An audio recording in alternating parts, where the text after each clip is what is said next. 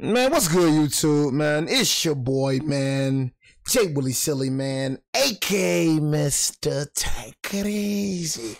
Playing our life easy. But make sure y'all follow my Instagram, man, and Twitch in the description down below. Everything you know about your boy Jay is in the description down below. You know what I'm saying? But we got 3 disturbing true hiking horror stories, man, you know.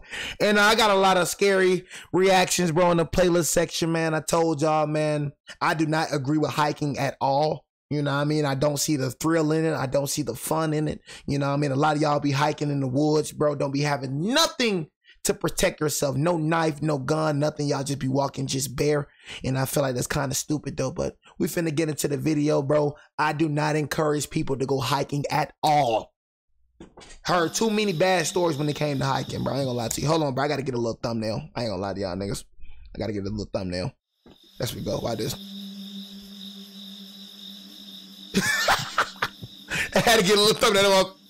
Had to get a little thumbnail. I'm a big hiker. You know what I'm saying? I was doing some hiking in Utah during a cross-country trip I was taking after breaking up with who I thought was going to be my fiance. Long story short, it ain't funny. Messing around with one of my closest friends. Total betrayal on both sides. Oh yeah, cut off him and her. You know what I'm saying? Straight up, cut off him and her. A lot of y'all tend to keep your homie. You know what I'm saying? I wish I would, bro. Like, bro, I ain't lie to you, cuz. You know what I'm saying? That's one thing I don't play about right there. You feel me? I wish, man, bro. And to cut off him and her. Around with one of my closest friends. Total betrayal on both sides. I was 31. Utah was actually one of the states I was most excited about passing through. There are some great forests out there that I think every hiker would dream of exploring. I had picked Uinta-Wasatch Cache National Forest as my Utah destination because I had heard a lot of great things about it. One of its biggest upsides for me was that it had a lot of secluded areas that I could easily access. I prefer hiking alone, so bustling hiking trails swarming with people aren't really my thing. I picked an unnamed area of the forest and drove my car as far down this narrow access road as I could.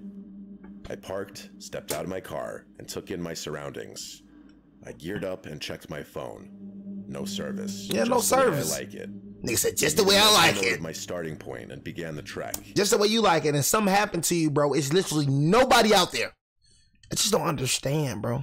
You know what I mean? Hiking. I just don't understand it. No service. Something happened to you outside. Nobody's gonna be able to save you. You know what I mean? You don't have no gun, right? Do you have any knives? You don't have nothing. I bet you don't have nothing. You know what I mean? Just out there, right? You know what I mean? Like, you know, like, you never know who's in these woods. You don't know what's in these woods. You just, I don't know, people just be so unaware of life, man. So unaware. I know hiking alone in uncharted territory is dangerous. Right, you still do it, right? Much fun following a designated route. I always download the digital map of whatever location I'm planning to explore. A lot of people don't realize that your phone's GPS still functions without service. I know what you're probably thinking, but no, I didn't get lost. I wish I could tell you that that's what the story's about. The reality of what happened to me is something I'm still trying to wrap my head around. My destination was a lookout point at the summit of the mountain, which was maybe 3 or 4 miles away. The terrain was pretty difficult, so I was only clearing about 1.5 miles an hour. About an hour into my hike, it began raining. Although it was light, I refused to continue. Hiking in the rain is a massive pet peeve of mine. Annoyed, I turned around and began retracing my steps. Eventually, I spotted my car in the distance, and I was relieved that this failed outing would soon be over. I bet them 4 tires slashed. I bet the 4 tires slashed. I reached my vehicle and was met with a horrifying sight. Yep. All 4 tires were slashed. I told you. I knew it. I bet your 4 tires are slashed. I knew it. I heard, bro. Y'all heard too many stories of hiking. Heard too many stories. Nigga, you being watched and you don't even know it. That nigga just watching you the whole time. It could be a serious nigga watching you the whole. That's the most scariest thing about that, bro. You're being watched and you don't even know it. Niggas watching you the whole time. Just look at you like that. You just hiking, minding your business. Niggas is watching you. You don't know who out there, boy. Sight. All 4 tires were slashed. I felt the fear start to set in. There wasn't a chance in the world that all 4 tires had been coincidentally punctured. This had been deliberate. I whipped my head around, scanning the forest in every direction. Nothing. I listened as carefully as I could, but anything I might have picked up on was drowned out by the patter of raindrops on leaves and brush. I weighed my options. Without service, I was basically screwed. I'd need to get service so I could call for assistance, but as far as I remembered, I had lost service over 20 miles down the access road. Walking back to civilization seemed like a grueling option. I needed to find high ground. Luckily, the destination I had originally sought out was just that. I had to chance it. I didn't feel safe walking 20 miles down the road where I'd basically be out in the open. Without another thought, I turned back towards the woods and began my route once again. I was about halfway to the summit when I picked up on a faint rustling coming from behind me, maybe 40 or so yards away. It would start and stop in tandem with my movements. I didn't want to turn and look. I just picked up the pace, knowing I was probably a faster hiker than whoever or whatever was stalking me. The sun was starting to go down, casting an eerie shadow over the forest. The rain was still falling, and I was starting to get nervous. After putting some distance between myself and whatever was stalking me, I cast an inconspicuous glance over my shoulder. I didn't see anything, but someone could have been easily hiding behind any of the countless trees in the forest. Finally, I reached the peak. By some miracle, there actually was service up there. I didn't waste a second, not even pausing to admire the view. I told the police exactly where my car was and explained what happened, including my suspicion that I was being stalked. I also told the operator that I had AAA. I hung up, relieved that someone knew where I was. There was still a glaring problem, though. I'd have to navigate back through the forest before it was fully dark, while somehow avoiding whoever was stalking me. I couldn't just march in a straight line back through the forest. That was asking for trouble. You got no gun, I thought bro. for a second, before concluding that I'd have to try to walk in a semicircle back to my car, hopefully avoiding any kind of trap someone had set. I walked parallel to the cliff for a while before entering the woods from a different angle. I hadn't bothered to analyze this area of the forest, though, so I pulled up the map on my phone and prayed my navigation skills wouldn't let me down. Things were going well for a while. I hadn't heard a single unusual sound behind me or in front of me. I might have spoken too soon, though, because not 30 seconds after having that thought, I heard a twig snap from my left. I turned to look, but didn't see anything. And a few minutes later, I heard another sound, this time from directly behind me. My blood ran cold as it dawned on me. There were multiple people out there. Oh, God. I picked up the pace again, settling into a light jog. As if things weren't terrifying enough already, I stumbled upon something that brought my panic levels from a 5 to a 10. There was a makeshift campsite literally tucked away in the woods. There were 12 or so logs sitting in a circle around a campfire. Someone had been here recently.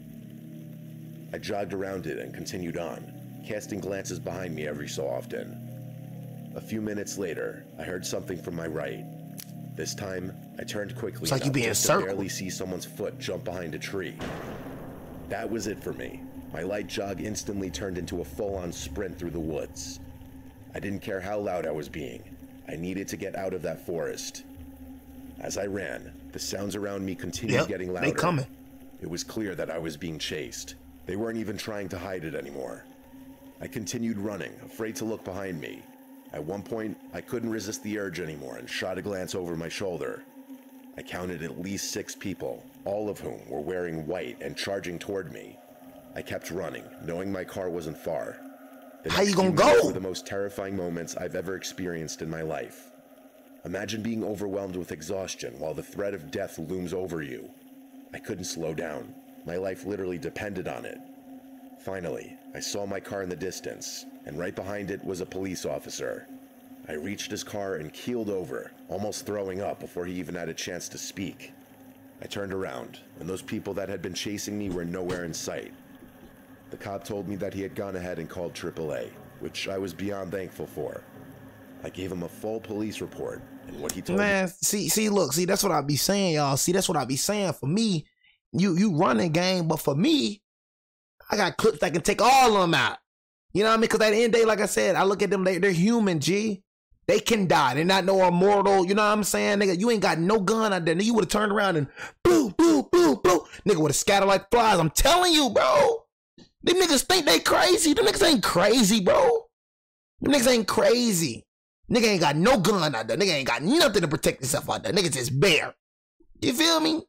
I be wondering what y'all people be thinking sometimes. You know what I mean? So unaware of life.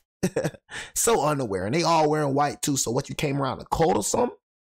You know what I mean? No telling what them people gonna do to you. They caught you, bro. Cause they ain't playing with you. They trying to catch you now. You know what I'm saying? They ain't trying to hide it, nigga. We trying to get you. You know what I'm saying? But like I promise you, boy, you would have had that fire, boy, pulled it out. Bah, bah, bah, bah. I'm telling you, boy, with a scatter like flies, boy. Scatter like flies. They ain't finna mess with you no more. Cause they ain't had no guns. They ain't had no guns or nothing. Beyond thankful for. I gave him a full police report, and what he told me was chilling. Apparently, Utah houses the largest population of Mormons in the country. Mormons? And it isn't uncommon to encounter woods folk in unmarked forest. What is Mormons? The specific forest I was exploring actually had a very rich history, especially as it pertains to woods cults and religious groups. Cults? The cop told me that I had probably stumbled upon one such group, and that I was stupid to explore a random part of the woods. In all honesty, so I said, what that cop told me all those years ago was probably true. I still can't wrap my head around this, though. If they were mad that I was infringing on their land, why not just tell me that?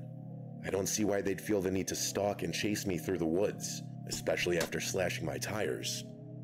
This experience is still something I think about all the time. It's your fault for going in them woods, bro. I never understood the thing when it came to hiking. I never understood it. Don't know why y'all go hiking. You know what I mean? I'm not gonna call nigga, if you want to go walk around, nigga, walk around in your neighborhood or something. You gotta go in the woods for. You know what I'm saying? What's the fun of hiking? Tell me, please. Cause you want to be at peace, huh? Cause you want to be by yourself. All right, bro. You gonna see. You know what I'm saying? Go on a track or something. You want to walk, nigga? Go on a track. What you gotta go out in the woods for? Myself an expert hiker, but I've been avidly enjoying the activity for a few decades now. I've traversed all the major trails in America, and I've been to over 75% of this beautiful country's national parks. Dang. As such, I've had to find new ways to excite myself. I recently picked up a new hobby, scouring Google Maps for vast, unnamed forests and just exploring them.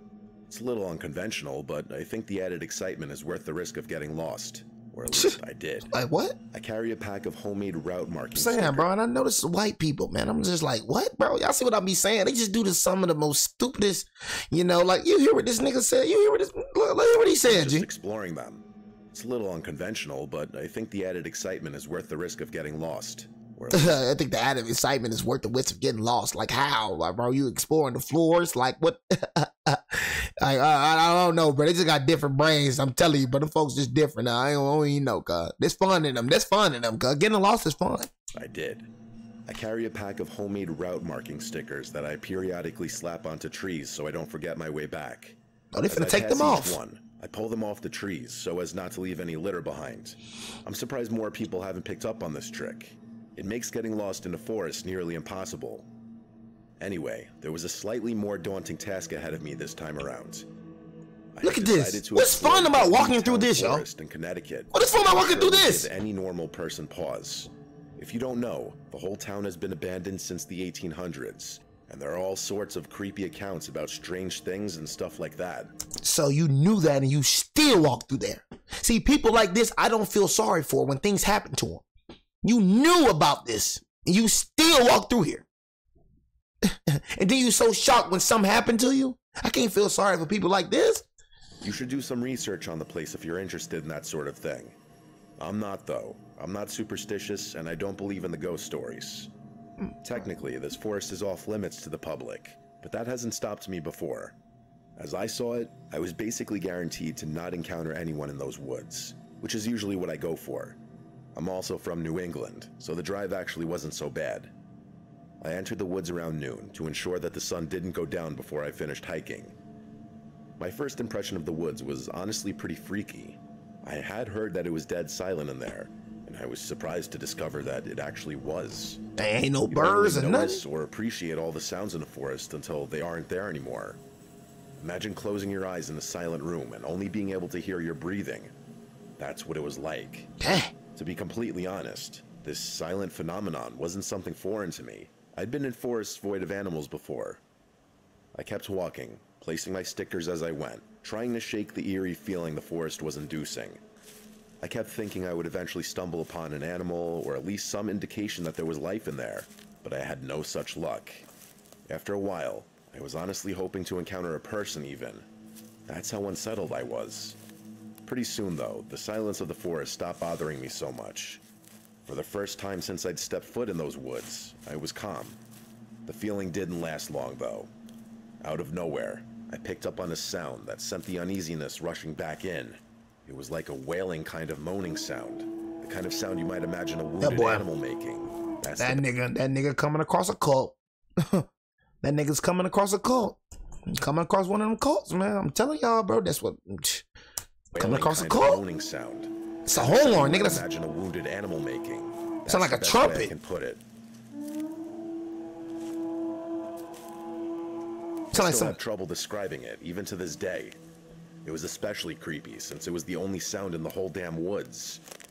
I paused and listened, trying to figure out what it could be. I had never heard anything like it. There was a chance it could have been a whistling made by the wind, but there wasn't any wind to begin with, so that didn't make sense. I concluded that it was most likely a wounded animal, even though I knew it probably wasn't. He said a wounded animal. I walked away from it until the sound faded away. You're probably wondering why I didn't just turn around and leave right there. Because you're stupid. I had an answer to that question. You're stupid.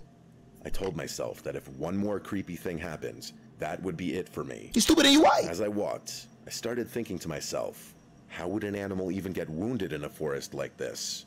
Like, was there someone hunting in here? There's no way I could have missed a gunshot. Maybe the hunter had taken the shot before I was in earshot. Maybe he neglected to put the thing out of its misery. Would someone really do that, though? It was hard to imagine. All these thoughts and more were bouncing around in my head when I stumbled upon something. On the tree directly in front of me, there were honest-to-God carvings. I know it sounds cliche, but I'm being dead serious. The carvings weren't symbols, and they didn't look like letters either. It's a cult, just bro. Random slashes and bits of missing tree bark. I started looking around and saw that several of the neighboring trees were covered in the same marks. That was it for me. I turned around without another thought and began walking back, unsticking my trail markers as I passed them. I'm a curious person by nature, and even I was thinking, screw this. I followed my trail markers for a while, before seeing something in the distance I hadn't seen before. There was what looked like a bear's den up ahead, or at least a cave of some sort. I stopped walking, confused, before seeing something in the distance. What is this, bro? Distance I hadn't seen before. There was what looked like a bear's den up ahead, or at least a cave of some sort. I stopped walking. Did I just catch someone on camera? I know myself. There was a 0% chance I would have overlooked something like a bear's den, and that's when it hit me. My trail markers should have been shoulder high, not waist high. My blood ran cold. I turned around and began sprinting back the way I had come, constantly looking over my shoulder. How could I have been so absent-minded? Someone had moved my stickers in an attempt to lure me into that cave. But how? Was it really possible that someone had been tracking me this entire time? I didn't have time to think all of it through. I was busy focusing on getting the hell out of that forest. The issue with that, though, was that I literally had no idea where I was going. Without those trail markers, I was as good as lost. I kept running, not even trying to be quiet. That's what I was saying. I'm like, nigga, you talking about trail markers like a nigga just can't move the trail markers. Like, nigga, you talking about trail markers like a nigga just can't move the trail markers, nigga. You know what I'm saying? Nigga, now nigga lost. Now nigga don't know where yet. You know what I'm saying? That's what I be saying. I can't feel sorry for people like you, bro. I can't, bro. You know what I'm saying? You going in trying to explore woods and all that, bro. I can't, bro. It would have been pointless anyway. The forest was dead silent apart from the sounds I was making. I stopped to catch my breath and pulled out my phone, praying for signal. By some miracle, I did have a bar. I found my parked car's location on the map. I bet him tires slashed. It wasn't far. I bet him tires slashed. Just like that, the signal dropped. It didn't matter though. I knew where I was going now. And that's when the wailing started up again. Only this time, it was twice as loud. I ran faster than I had ever run before. It's like they seeing you. My most fit years were behind me. The sound seemed like it was coming from right behind me, but every time I turned to look, I couldn't see anything. After the worst 10 minutes of my life, I finally reached the edge of the forest and the wailing stopped abruptly. I jumped in my car and sped off before whatever had been chasing me had a chance to catch up. That day ruined hiking for me. Here's my rational explanation for what happened. Some hermit or woods freak lives in those woods and noticed me before I noticed him. He then, for whatever reason, tracked me and messed with my trail markers, hoping to lure me towards that cave. I'm assuming he had a whistle or something that made that wailing noise, which is why it stopped so abruptly once he realized he wasn't going to catch me. I know there are holes in this explanation, like how could someone blow through a whistle for that long while simultaneously running at full speed? I'm open to anybody suggesting explanations. Maybe there's a reason that forest is off limits to civilians. Don't you think? Smart one. That is so stupid, man. It's like something got to happen to humans for humans to understand, bro, not to do it. You know, when I was younger, just don't understand. My childhood home was the most fitting for squad hangouts. There were a few reasons for this. My dad had a massive man cave in the basement with an almost unlimited supply of beer. Plus, my parents usually let us drink down there and left us alone for the most part. I lived on a pretty large plot of land, and my house bordered a decently sized woods. If you were to walk through the woods from my house, you would find yourself on a dirt road. On the other side of the road was the reservoir, a spot that has had my heart since I was a kid. Beautiful house. Countless holes Beautiful in the house. Fence. So many, in fact, that the Water Commission stopped repairing them. After all, it is illegal for any civilians to trespass on reservoir property. As a kid, though, it was my sanctuary. I'd go there to smoke, to get away from my parents, to swim, to think. It truly was a beautiful place. Probably the only thing I miss about that era of my life. My friends and I were shooting a few rounds of pool in my basement with some obnoxious EDM music in the background, when my friend Chester had the brilliant idea of taking a hike through the woods to the reservoir. The boredom was beginning to kick in, so we all agreed. Plus, for me, I'll hike with some people. Like, I'll hike with the guys. Like, if the guys want to go hike, okay, we cool. We all got choppers. We all got AKs. We all got all type of stuff with us. So we cool, you know what I mean? So yeah, I'll hike in them stipulations. You know what I mean? But just hiking by myself, bro, with nothing on me. Like, you know what I'm saying? Like I told y'all, bro, my gun goes everywhere with me, bro. I don't leave. I go to the bath. Like, sometimes I used to go to the bathroom with the gun. You know what I'm saying? Like, nigga, I'm talking about the gun right here. I should go everywhere with this gun, man. I sleep with the gun right beside me. I'm like, nigga, I don't go nowhere without fire. You know what I'm saying? Straight up, I don't go nowhere without fire. I'll do a whole 360. I don't care how far I am from the house. If I see I ain't got my gun in my car, nigga, I'm turning right back around, nigga. I don't care if I'm like 5 minutes up the road from my destination. I don't know, cause what if the destination I'm going to end up getting shot up? That's how I think. Y'all think so weird. I don't think like normal people. I think, okay, what if I'm going here, right? And this is the day that something happens. You know what I mean? This is the day. I ain't bring my gun here. So this is the day when niggas come in and start trying to rob the place. Niggas come in and start shooting the place up. That's how I think. You know what I mean? When it comes to me going to church. You know what I mean? I bring my gun to church. Cause what if this the day where Dylan Roof come here and start blasting? You know what I'm saying? What if this the day? I'm telling you, I think different from people, bro. You know what I'm saying? I don't know, cuz my mind be all type of like, you know what I'm saying? I'm always 10 steps ahead all the time. I'm always 10 steps ahead, bro. You know what I mean? Mama used to always ask me, bro, why you always bringing a gun in the church? What you mean when I'm always bringing a gun in the church? You know what I mean? I'm bringing a gun in the church because I see churches getting shot up. You know what I mean? I swear, man, they think, bro, even in your house, bro, you know, you're not safe nowhere, bro. You're not safe nowhere. You think you safe in your house, huh? What if it's the day that your house get robbed? What if it's the day that you got 6 niggas trying to bombard in your house? What if that's the day? You're not safe nowhere. You're not 100% safe nowhere, no matter where you are. There's always a percentage of something that can happen. There's always something, bro. You know what I mean? So I live that way. You feel me? I live that way for sure. Sun hadn't gone down yet, so it wouldn't be a nightmare trying to navigate. That's why I always lock my door. I don't never sleep with my door unlocked. I always lock my door. Cause what if I'm sleeping, then nigga break into the house and nigga just come in my room and shoot me while I'm sleeping? Told you, I think different. You know what I mean? I'm always survival mode. I'm always in survival mode. You know what I mean? Every time I'm driving, bro, I look at my rearview mirror at least like 10 times every time I'm driving. Make sure I ain't being followed home. You know what I'm saying? Like, I move like I'm the most wanted man in America. I move like I'm so wanted. Even though I'm not, but I move like that for sure. There were 5 of us. Me, Chester, Rick, Jasper, and Hassan. Jasper. I can't remember too many specifics, but I'm pretty sure Rick and Hassan snagged some beers for the journey. Now, who named the kid Jasper? Group. I had already had a few drinks, so I didn't want to overdo it. The reservoir was huge. so even after crossing the fence, we still had some walking to do. It was honestly still a little muddy in the woods from the earlier rain, but we were already committed to this plan. There was a cliff on the near side that we usually chilled on, so that's where we went that night. After a while, though, we decided to keep walking and hang out on the far side of the reservoir. In order to get over there, we would have to walk along the near side to the end, where we could cut across to the other side. Then we'd be able to walk along the far side until we reached this really smooth section that we used to call the beach.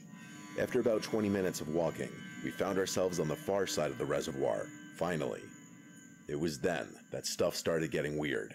Hassan put his hand up and pointed into the distance. Remember, we were on the far side of the ovular-shaped reservoir, but we hadn't walked all the way down to the beach yet. Hassan was pointing to our right, where we realized that something was moving toward the reservoir on the same side that we were on, albeit much further down. The five of us quieted and kept watching as the dark figure slowly made its way towards the water. We were all kind of excited by this because it meant we might have some kind of encounter, which we usually welcomed. As the figure made its way towards the water and out of the woods, we realized that they were dragging something. The further they got, the more we could see. Eventually, we realized what was being dragged. A large black garbage bag that clearly had something relatively heavy inside of it on account of how slowly the person was moving. Now, I don't want to make any assumptions, but there have been a dead body found in that reservoir over. You say what?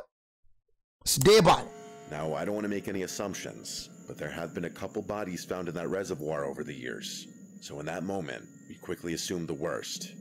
We weren't smiling or even talking anymore, just staring quietly at the figure dragging what we guessed to be a body towards the water's edge. After reaching the water, he knelt down over the bag for a few minutes. We couldn't really tell exactly what he was doing from so far away. We figured that was a good time to get out of there, since he was distracted. Before we could leave, though, Chester spotted something else that stopped us in our tracks. 3 more figures emerged from the woods, 2 dragging bags. The third figure was carrying a kayak over his head. I honestly started feeling sick. I lived only 10 minutes from one of the most crime-ridden towns in America, so if this was somehow gang-related, that would have made a lot of sense. The first man we noticed got into the kayak, while the other 3 helped load one of the bags onto his lap. Nigga, you better not make no sound, cause one thing about these niggas these days, nigga, if you witness it, you get it. You witness it, you get it. So nigga, you better be very quiet, nigga. Cause if you don't, nigga, it can get very deadly. He rowed out to the middle of the reservoir, and we watched as the garbage bag disappeared below the surface. He rowed back to the shore and repeated this process twice more. And then, like a scene from a movie. Look, and that's why I always say, y'all. That's why I always say, when you think you're getting away with something, you're not. It's always somebody watching you. It's always somebody watching you. Even late night at like 3 o'clock. You know what I'm saying? Sometimes I just go out and just see what's like. I don't go outside, but sometimes you look out the window, bro, to see what's going on in the cul-de-sac. Cause you know I live in a cul-de-sac, got one house. Sometimes I just look outside to see what's going on. I look outside for like at least 10 seconds, see if anybody trying to break in somebody's house, see if anybody trying to break in my house, break in my car, or you know what I'm saying? It's always somebody watching, boy. Always somebody watching. That's one thing I realized about this, but it's always somebody watching. Niggas don't even know I be watching them, bro. I'm talking about niggas be so far away from me. In my car, I be in my car just looking at niggas just like this. Niggas be just walking, and I just be looking at niggas just like this the whole time. So unaware they getting looked at. You know what I'm saying? Straight up, bro. You feel me? It's always somebody watching you.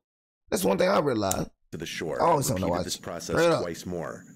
And then, like a scene from a movie, my phone rang. The annoying tune cut through the silence like a razor blade, and my nervous self couldn't mute it fast enough. The 4 men froze and turned to look in our direction, which is when we ran. And just like that, the sanctity of my backyard reservoir was gone forever.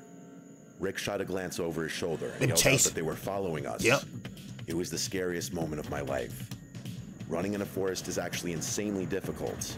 Factor in the threat of death and it's twice as bad. We ran all the way back down the bank, cut across, and started making our way through the woods on the near side back to the hole in the fence. I don't know if it was the nerves or the alcohol or both, but to save my life, I couldn't remember where the damn hole was. I reached the fence first with my friends close behind, and they began panicking when they saw that I was tracing the fence aimlessly, searching frantically for a hole that could have been anywhere. We ran along the fence, and I was ready to give up, when Rick pointed ahead of us and yelled. It was just a few feet away, and we bounded for it. As I was helping Chester through, we heard the sound of a tree branch being stepped on not far behind us, and I knew they were closing in. The chase didn't end there. We ran through the woods all the way back to my backyard, and we were relieved to have made it. It was then that Hassan called the police. We told them what happened, and they said they'd send a squad car to my house immediately. I knew I was going to get heat for trespassing, but I didn't care at that point. My friends were relieved to be safe, but I wasn't as relaxed. The path from the reservoir to my house wasn't super far. I could easily follow the tracks we left on the trail. Eventually, the police arrived and listened to what we told them. The police searched my property for any signs that we were followed, and my stomach dropped when they actually found one. There was a set of muddy footprints that led to my backyard fence, which I told the police weren't ours. They asked if I was positive, and I told them I was. Why would I jump my own backyard fence? Luckily, the police didn't find anyone hiding on my property, so they left and told me they'd keep me updated about the reservoir situation. To my surprise, they actually did. After a few days, the police fished out 3 bodies from the reservoir. No surprise there, and it was a huge news story for a while. My parents and I were terrified for a long time, knowing that some criminals knew where we lived. For months afterwards, my mom swore she saw people in the woods at night, and even claimed to have seen a camera flash one night. This incident was actually one of the main reasons we moved out of that house. For sure. Fast forward to today, and as far as I know, the police were never able to find any sort of connection or make any arrests. The reason I'm writing about this now is because I recently stumbled upon a depressing news article about a teenager drowning in that reservoir, which brought all these memories back. That place is definitely cursed, and I still wonder about all the tragedies that might have happened there that no one knows about. Now I'm saying, talking about some flashy. You better get out of that house, boy. Better than like nigga finna kill you, but for real. You don't know who that was. Could have been a cartel, could have been a mob. You don't know who that was that you stumbled across, bro. You know what I'm saying? So all I'm saying is, yeah, good thing you moved out, boy. Straight up. Good thing you moved out for sure. You know what I mean? They never caught him, but you know, I'm telling y'all, boy. Be some evil things going on in this world, boy, and we don't know it, but that's what I be saying. We be living every day by day. You know what I'm saying? Day by day, bro. We don't even be knowing what the heck, you know what I'm saying? Like, I'm telling y'all, boy, be some evil thing. Though I be trying to tell y'all, bro, be aware. It's more evil than good in this world. Word up.